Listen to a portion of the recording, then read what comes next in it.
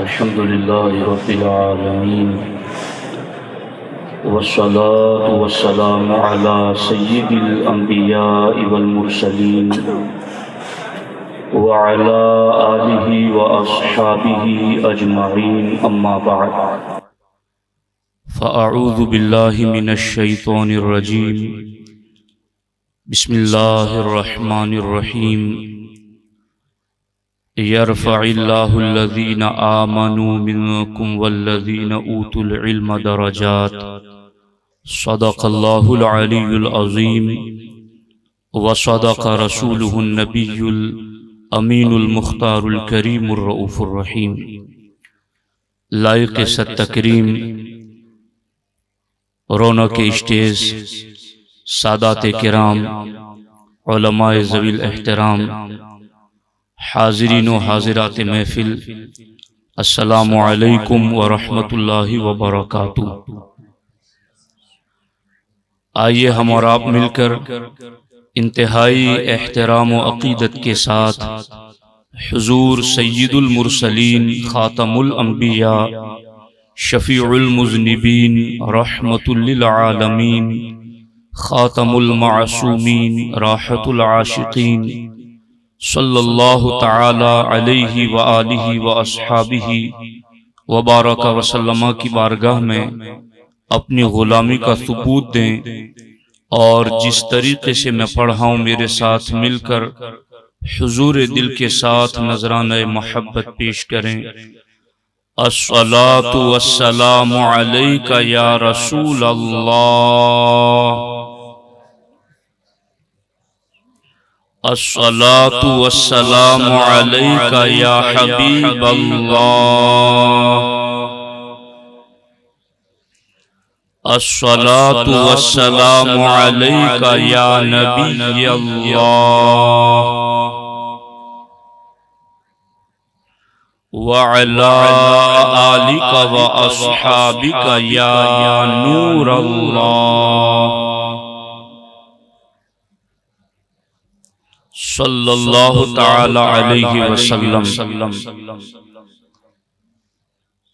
دوستان محترم، ہماری خوش نصیبی ہے کہ عالمی تحریک سنی دعوت اسلامی کے عظیم معیاری ادارے دارالعلوم برکات خواجہ کے سالانہ دستار بندی کے موقع پر اجلاس میں شریک سعادت ہے۔ اللہ جل شانہ ہم سبوں کا یہاں جمع ہونا اپنی بارگاہ بے نیاز میں قبول و منظور فرمائے۔ دوستان محترم، ان قریب حضور دائی کبیر جلوہ فرما ہوں گے، اور ہم اور آپ حضور امیر محترم کے ملفوظات کریمہ سے محظوظ ہوں گے۔ جب تک حضور دائی کبیر تشریف نہیں لاتے، میں چند ضروری ہدایات قرآن و سنت کی آپ کے سامنے رکھنا چاہتا ہوں۔ دوستان محترم، وقت بہت مختصر ہے، اس لیے نپے تولے لفظوں میں بات عرض کر دیتا ہوں، توجہ کے ساتھ سنیے گا۔ اللہ کے رسول حضور سید عالم صلی اللہ تعالی علیہ وسلم سے پہلے جتنے بھی انبیاء کرام اس زمین پر تشریف لائے، تمام انبیاء کرام کو معجزات عطا فرمائے گئے۔ کسی نبی کو عصا کا معجزہ دیا گیا، کسی نبی کو اونٹنی کا معجزہ دیا گیا، کسی نبی کو ید بیضا کا معجزہ دیا گیا، کسی نبی کو دم مسیحائی کا معجزہ دیا گیا، لیکن ہمارے آقا حضور سید عالم صلی اللہ علیہ وآلہ وسلم کا دور قیامت تک کا دور اور ایک علمی دور تھا، اس لیے ہمارے آقا علیہ السلام کو علم کا معجزہ دیا گیا، اور اللہ کے رسول صلی اللہ علیہ وآلہ وسلم نے باضابطہ اپنے فرامین کے ذریعہ شرافت علمی کے کمالات کو اور علم کے درجات کی بلندی کو مختلف مقامات پر اتنا زیادہ اہمیت کے ساتھ اس کے فضائل و کمالات کے ساتھ ذکر کیا تاکہ امت ہمیشہ علم سے وابستہ رہے. چونکہ دنیا جانتی ہے، اگر اس کو آپ سمجھنا چاہیں تو ایک مثال کے ذریعہ یوں سمجھیں کہ ایک شخص یہ دیکھ رہا ہے کہ اس راستے سے جو بھی گزرتا ہے کوئی پھسلتا ہے، کسی کو ٹھوکر لگتی ہے، کسی کو زخم آتا ہے، کوئی درد و کرب سے چیختا ہے، چلاتا ہے، روتا ہے. وہ شخص جب اس چیز کو محسوس کرتا رہا کہ یہاں سے گزرنے والے گرتے ہیں، پھسلتے ہیں، چوٹ آتی ہیں، درد و کرب سے گزرتے ہیں، اس نے غور کیا تو پتا چلا کہ اس راستے پر اندھیرا زیادہ ہے اور اس اندھیرے کی وجہ سے لوگوں کو راستے کا کیچڑ نظر نہیں آتا، راستے کا نشیب و فراز اتار چڑھاؤ نظر نہیں آتا، راستے میں کہاں پھسلن ہے، کہاں احتیاط سے چلنا ہے وہ نظر نہیں آتا. اس لیے اندھیرے میں لوگ دھڑا دھڑ گر رہے ہیں. اس نے لوگوں کے اس گرنے کا علاج کرنے کے لیے اس راہ پر ایک بلب جلا دیا، روشنی کا انتظام کر دیا. جیسے ہی وہاں اجالا ہوا، جیسے ہی وہاں نور پھیلا، جیسے ہی وہاں روشنی پھیلی، اب حالت یہ ہوئی کوئی پھسلتا نہیں ہے، کوئی گرتا نہیں ہے. اب پھسلن والی جگہ لوگوں کو نظر آ رہی ہے، غلاظت اور گندگی لوگوں کو نظر آ رہی ہے، راستے کا اتار چڑھاؤ اب لوگوں کو نظر آ رہا ہے. تو لوگ احتیاط کے ساتھ گزرتے ہیں. میرے دوستو، رات کے اندھیرے میں راستوں کی تاریکی جتنی سخت ہوتی ہے اس سے زیادہ ایک مسلمان کے لیے جہالت کا اندھیرا خطرناک ہوا کرتا ہے. دنیا کے زمینی راستے پر چلنے والا اندھیرے کی وجہ سے گر جاتا ہے، پھسل جاتا ہے، نجاستیں اس کے کپڑوں پر لگ جاتی ہیں، اسے چوٹ آتی ہے، زخم لگتے ہیں. بالکل اسی طریقے سے دین کے راستے پر چلنے والا مسلمان جب جہالت کے اندھیرے میں ہوتا ہے تو کبھی بد عملی کے پھسلن میں پھسل جاتا ہے، کہیں بدعقیدگی کی نجاست میں جا گرتا ہے، کہیں وہ کیا سے کیا تو کیا سے کیا کر گزرتا ہے. کیا ایسے وقت میں ضرورت نہیں ہے ہمارے آقا علیہ السلام کے اس فرمان کی روشنی میں العلم نور، کہ علم نور ہے، اس نور والے بلب کو گلی گلی جلا دیا جائے، اس بلب کو ہر نگر نگر روشن کر دیا جائے. دارالعلوم برکات خواجہ اس وقت جن فارغین کے سروں پر دستار سجائے گا، جن کو سند عالمیت اور فضیلت دی جائے گی، در حقیقت یہ صرف بلب نہیں ہے، اپنے اپنے علاقے کا ایک پاور ہاؤس ہے. جہاں صرف نور پھیلے گا نہیں، وہاں سے دور دور تک کرنیں پہنچنا شروع ہو جائے گی، اور پھر لوگ بدعملی کی پھسلن سے بھی بچیں گے اور بدعقیدگی کی غلاظتوں سے بھی بچیں گے. دوستان محترم، اللہ کے رسول صلی اللہ علیہ وآلہ وسلم نے اسی لیے علم کے فضائل اتنے زیادہ بیان کیے. ایک صحابی بارگاہ رسالت میں عرض کرتے ہیں، ای الاعمال افضل، اے اللہ کے رسول علیہ السلام سب سے افضل عمل کون سا ہے؟ تو ہمارے آقا علیہ السلام نے ارشاد فرمایا، اللہ کی معرفت کا علم. انہوں نے عرض کیا، حضور میں علم کا نہیں پوچھ رہا، میں عمل کا پوچھ رہا ہوں. سرکار نے پھر ارشاد فرمایا، اللہ کی معرفت کا علم سب سے افضل ہے. انہوں نے تیسری بار عرض کیا، حضور میں علم کا سوال نہیں کر رہا ہوں، میں عمل کے بارے میں پوچھ رہا ہوں. تو ہمارے آقا علیہ السلام نے ایک فائنل جواب دیتے ہوئے ایسا جملہ ارشاد فرمایا جو امت کے لیے آج بھی جہالت کے اندھیروں میں ایک نور ایمان کی ہدایت ہے۔ سرکار دو عالم نے ارشاد فرمایا علم کے ساتھ تھوڑا عمل یہ تو نفع پہنچا دیتا ہے، مگر جہالت کے ساتھ بہت زیادہ عمل بھی نفع بخش نہیں ہوتا ہے۔ یعنی جہاں علم ہوگا پھر وہاں تھوڑا عمل بھی ہوگا تو نفع بخش ہوگا، چونکہ وہ علم اسے بتائے گا کہ طہارت کیسے ہوتی ہے، پھر وہ علم اسے بتائے گا کہ نماز کے شرائط کیا ہے، فرائض کیا ہے، پھر وہ علم اسے بتائے گا کہ تیری عبادات کی مقبولیت کیسے ہوگی، تیرے فرائض تیرے واجبات کیسے ادا ہوں گے۔ اس لیے اللہ کے رسول علیہ السلام نے ارشاد فرمایا علم کے ساتھ تھوڑی عبادت بھی ہوگی تو وہ تمہارے لیے نفع بخش ہوگی، مگر جہالت کے ساتھ تم بہت زیادہ عبادتیں کرتے رہو گے تو پھر تمہارے لیے وہ عبادتیں نفع بخش نہ ہو سکے گی۔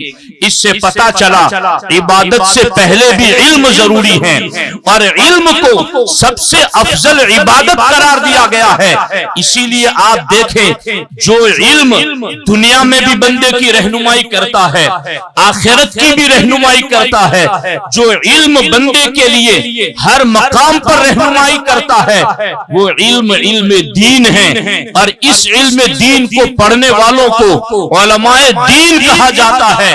اور ان علماء دین کی شان یہ ہے، ہمارے آقا علیہ السلام ارشاد فرماتے ہیں علماء دین وہ ہیں کہ ان کے لیے سمندر کی مچھلیاں بھی دعائیں مغفرت کرتی ہیں۔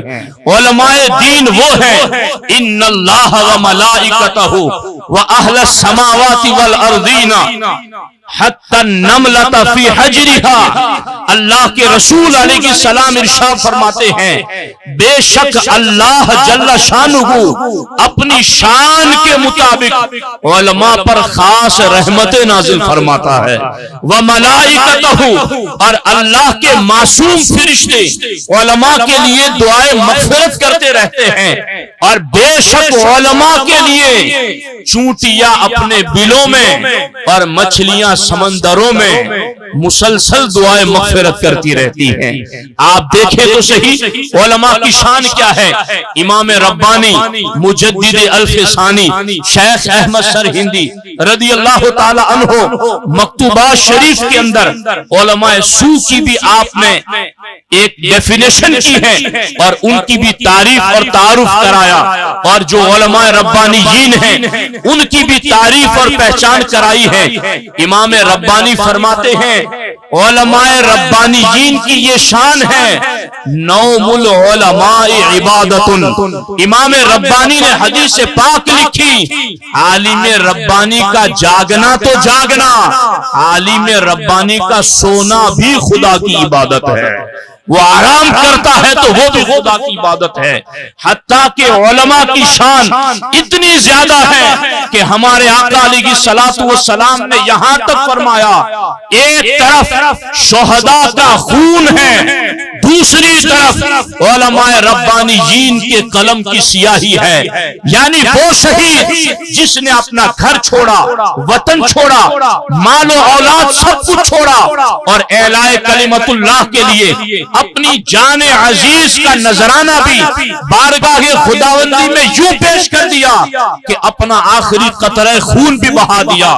ادھر شہید کا خون ہے، ادھر علماء کا خون نہیں، ادھر علماء کا پسینہ نہیں، ادھر علماء کے ہاتھ میں قلم ہے اور قلم کے اندر موجود سیاہی ہے۔ امام الانبیاء فرماتے ہیں علماء کے قلم کی سیاہی اور شہداء کا خون قیامت کے دن پرڑوں میں تولا جائے گا تو علماء کے قلم کی سیاہی شہداء کے خون پر غالب آ جائے گی۔ اتنی زیادہ فضیلت اللہ کے رسول علیہ الصلوۃ والسلام نے علماء کے حوالے سے بیان کی ہے. اس لیے یاد رکھنا آج کا دور بڑا پرفتن ہے. اے میری سنی جنتی عوام، میں تمہارے سامنے درد دل کے ساتھ یہ بات رکھنا چاہتا ہوں. کاش وقت ہوتا تو میں بہت سارے رازوں کو کھول کر تمہارے سامنے رکھتا، مگر اس بات کو یاد رکھ لو، دشمن ہر طرح کے میدان میں تمہارے ساتھ دشمنی نکالنے کے در پہ ہے. حالات یہ ہیں قوم علمی اعتبار سے پیاسی ہے، اور جہاں سے صاف اور شیریں پانی انہیں ملنے والا ہے لوگوں نے اسی پنگھٹ سے انہیں بدگمان کر دیا، اسی چشمے سے انہیں بدگمان کر دیا. آج عوام کا بڑا طبقہ حق گو علماء ربانیین سے بدزن ہو رہا ہے اور لوگوں کو بدزنی میں مبتلا کر رہا ہے. یاد رکھو جہاں پیاس لگی ہوگی اور صاف علم کا پانی مل رہا ہوگا، اگر اسی پنگھٹ سے تم نے دشمنی کر لی تو پیاس تو تمہاری فطرت ہے. جہاں سے صاف پانی ملتا تھا وہاں تو تم نے دشمنی کر لی. اب تم کہاں پیاس بجھاؤ گے؟ اب تم گدلا اور گندا پانی پیو گے. اب وہ پانی پیو گے جس میں کہیں خارجیت کی نحوست ہوگی، جس میں کہیں ناسبیت کی بدبو ہوگی، جس میں کہیں رافضیت کی بدبو پھوٹ رہی ہوگی. ایسی پنگھٹ پر تم جا کر کے پیو گے تو پھر تمہارا قلب کا معاملہ کیا ہوگا، تمہاری روح کا معاملہ کیا ہوگا، تمہاری فکر کا معاملہ کیا ہوگا. اس لیے یاد رکھو علماء حق، علماء ربانیین سے بدگمانی یہ تمہیں حضور کے در اقدس سے دور کر دے گی. میں نے ابھی ایک عالم ربانی کا فرمان پڑھا، بلکہ حدیث پاک ہے کہ درجہ نبوت سے سب سے زیادہ قریب کرنے والی کوئی چیز ہے کہ نبی کے قدموں سے بندہ سب سے زیادہ قریب کس چیز کی وجہ سے ہو سکتا ہے؟ تو حدیث پاک میں لکھا گیا وہ علم دین کی وجہ سے قریب ہو سکتا ہے. تو اس لیے بدگمانی سے دور رہو، اپنی سوچ کو پاکیزہ رکھو اور اس طرف آؤ کہ علماء کے بارے میں سرکار نے فرمایا اکرم العلماء فإنہم ورثۃ الانبیاء. علماء کا احترام کرو، اس لیے کہ سرکار فرماتے یہ میرے وارثین ہیں، میں نے انہیں وراثت میں اپنا علم دیا ہے. اب آپ تو اللہ کے فضل سے یہاں آئے ہیں، یقیناً آپ کے ذہن اور قلوب صاف ہی ہوں گے، میرا حسن ظن بھی یہی ہے. مگر یہ پیغام صرف آج کی اس محفل کا، صرف موجودین کا نہیں ہے، بلکہ یہ سبق ہر گاؤں کا ہے، ہر علاقے کا ہے، پوری دنیا کے اندر اس وقت اہل علم سے دور کرنے کی ایک مہم چل رہی ہے. چونکہ انہیں پتا ہے کہ جب یہ یہاں سے دور ہوں گے تو پھر ہمارے ہی پاس آئیں گے، ہمارے پاس آئیں گے تو ہم نے ان کے لیے کیا تیار کر رکھا ہے وہ جانتے ہیں. اس لیے نفس پر کبھی کبھی گراں گزرتا ہے، مگر نفس پر قدم رکھ کر کے، نفس کو کچل کر کے انہی باتوں پر عمل کرو جو امام الانبیاء نے ہمیں لائے ہے عمل عطا فرمایا ہے. اب یہاں پر چونکہ قوم کے بڑے لوگ یہاں موجود ہیں، میں ان کی خدمت میں بھی یہ بات عرض کرنا چاہتا ہوں اور بہت پتے کی بات، غور کیجئے گا آپ اس پر. حضرت امام ابو یوسف رضی اللہ تعالی عنہ، امت کو یہ امام کیسے ملا ہے؟ جہاں علماء کا کردار ہے دین بچانے اور پھیلانے میں، وہیں پر قوم کے سرمایہ داروں کا بھی کردار ہے دین بچانے اور دین پھیلانے میں. ہر دور میں اہل سنت کی کوئی حکومت نہیں، خارجیوں کی بھی حکومتیں ہیں، رافضیوں کی بھی حکومتیں ہیں، اور دونوں طرف سے ان کی حکومتیں فنڈنگ کر رہی کہ ان کے مشن کو فروغ دینے کے لیے. مگر ایسے وقت میں روئے زمین پر اہل سنت کی کوئی حکومت نظر نہیں آتی. یہ ادارے، یہ علم، یہ مراکز، یہ مشن، یہ تحریک، یہ تنظیمیں یہ عوام اہل سنت کی امداد سے چلنے والے، لیکن میں آپ کو احساس دلانا چاہتا ہوں اس بات کا کہ آپ کے تعاون سے کہاں کس طرح سے علماء پیدا ہو جاتے ہیں۔ اللہ اکبر۔ امام ابو یوسف کے والد کا انتقال ہو گیا تو ان کی والدہ انہیں دھوبی گھاٹ پر لے گئی کہ تمہیں کپڑے دھونے کا فن سیکھنا ہے تاکہ روزانہ کپڑے دھو اور آمدنی ہو جس سے گزارا ہو۔ امام ابو یوسف جس راستے سے جاتے تھے اسی راستے میں اللہ اکبر حضرت امام اعظم کی درسگاہ پڑتی تھی۔ امام ابو یوسف روزانہ پانی گھاٹ جانے کے لیے نکلتے تو امام اعظم کی درسگاہ میں بیٹھ جاتے، پورا دن پڑھتے، شام کو گھر جاتے، والدہ پوچھتی کتنا کما کر آئے ہو؟ ماں میں تو کپڑے دھلنے کے لیے گیا ہی نہیں، میں تو ابو حنیفہ کی محفل میں بیٹھا تھا۔ ان کی والدہ ایک مرتبہ اتنا ناراض ہوئی کہ امام ابو یوسف کی درسگاہ میں آ گئی اور بڑے سخت جملے استعمال کیے اور کہا تم تو امیر ہو، تمہیں حاجت نہیں، پتہ نہیں تم نے میرے بیٹے کو کیا پلا دیا ہے کہ وہ تمہاری درسگاہ چھوڑنے کے لیے تیار نہیں۔ امام اعظم نے فرمایا مائی فکر نہ کر، میں تیرے بیٹے کو وہ سکھا رہا ہوں، وقت آئے گا کہ تیرا بیٹا روغن پستہ کا فالودہ پیے گا، جو اس دور میں سلاطین پیا کرتے تھے، بڑے بڑے بادشاہ پیا کرتے تھے۔ اتنا نایاب اور اتنی ایسی چیز اہم تھی۔ امام اعظم نے جب یہ کہا تو ان کی والدہ نے اس پر پھر سخت جملے کہے۔ اس کے بعد درسگاہ ختم ہوئی۔ امام اعظم نے امام ابو یوسف سے پوچھا گھر خرچ کے لیے کتنا چاہیے؟ کہا حضور 1 مہینہ گزارے کے لیے 1000 درہم چاہیے۔ تو امام اعظم ابو حنیفہ رضی اللہ تعالیٰ عنہ مہینہ آنے سے پہلے ایڈوانس مہینے کا امام ابو یوسف کو 1000 درہم عطا کر دیتے تھے۔ گزارے بھر کے لیے رقم میں دے رہا ہوں، تمہیں میری درسگاہ میں پڑھنا ہے۔ کتنے مہینوں تک دیا؟ کتنے سالوں تک دیا؟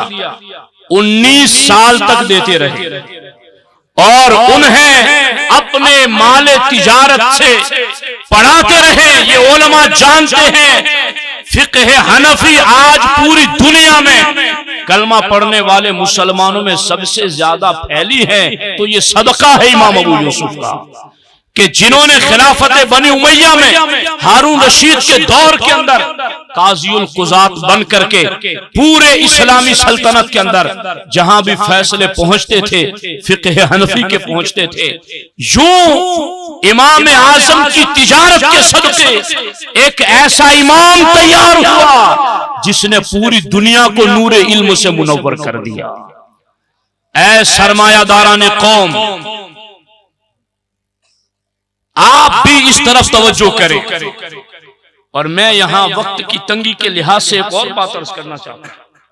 امیر المومنین فی الحدیث حضرت عبداللہ ابن مبارک رضی اللہ تعالیٰ عنہ جب بھی ایک بستی سے گزرتے تھے تو وہاں کے ایک سرائے میں آپ قیام کرتے تو ایک نوجوان آتا اور وہ نوجوان آپ کی خدمت میں کچھ نظر پیش کرتا اور آپ سے کچھ حدیثیں سیکھ لیتا تھا۔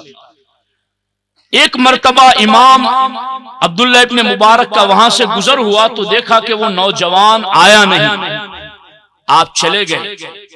واپسی میں عبداللہ ابن مبارک رضی اللہ تعالیٰ عنہ وہاں ٹھہرے تو آپ نے دیکھا کہ وہ نوجوان نہیں آیا۔ غور سے سنیے، تو عبداللہ ابن مبارک رضی اللہ تعالیٰ عنہ نے پوچھا کہ وہ نوجوان کیوں نہیں آیا؟ کہا حضور وہ نوجوان کسی کا مقروض تھا اور کسی نے اس کو قرض دیا ہوا تھا، اس سے قرض چکایا نہ جا سکا، اس نے جیل میں بند کرا دیا۔